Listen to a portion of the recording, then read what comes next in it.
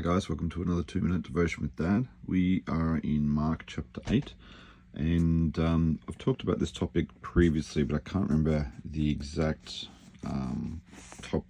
nature of what it was. So let's just go through it again, something that occurred to me today. So it's after the feeding of the 4,000, and then we've got the miraculous sign that Jesus was demanded of and he refused. They got to the other side of the lake again, and it's a topic about forgetting to bring food. They only had one loaf left. They crossed back, and Jesus said, "Beware the yeast of the Pharisees and of Herod."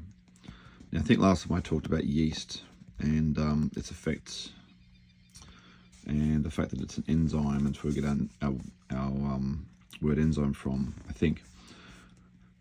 At this, they began to argue with each other because they hadn't brought any bread. And Jesus knew what they were saying, so he said, "Why are you arguing about having no bread? Don't you understand? Don't you know or have understand yet? Are your hearts too hard to take it in? Have you eyes, can't you see? Have you ears, can't you hear? Don't you remember anything at all? When I fed the 5,000 with 5 loaves, how many baskets? 12. And I fed 4,000 with 7 loaves. How many did you pick up?" And they said, 7. Don't you understand yet? And this passage for a long time has not baffled me, but puzzled, I guess. What is he on about? So it's probably a lot of speculation, and there's probably a lot of also agreement, which I haven't read, don't care to.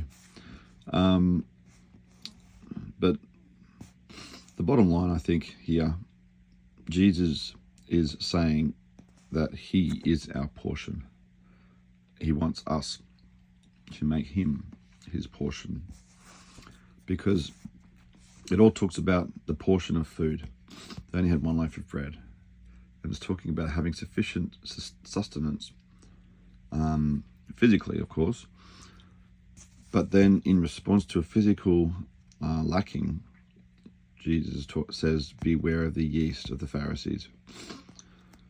And they still go on about having no bread. And Jesus going, "Guys, you don't get it, do you? You don't need bread when you've got me." He's saying, "I will be enough for you. Lean on me for your food," basically. Because even here, he gave examples of physical, sustenance provided by Jesus. He actually said, "Hey, when we had nothing, I had enough. We gave you enough." But even then, I think it's a spiritual implication here too.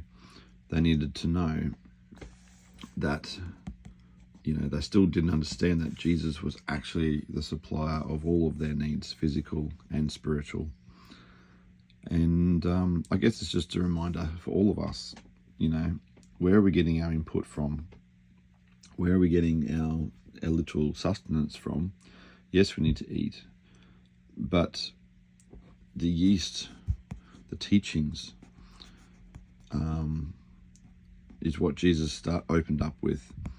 And so he was alluding to the fact that even though they were going to physically consume food to be sustained, that's not what mattered most, because it's what they were listening to.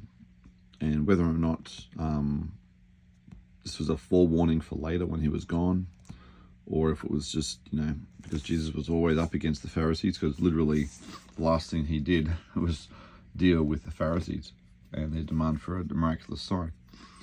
So I think it's just a poignant reminder for us to always rely on Jesus first for our spiritual needs and also physical, and then anything else will fall into line.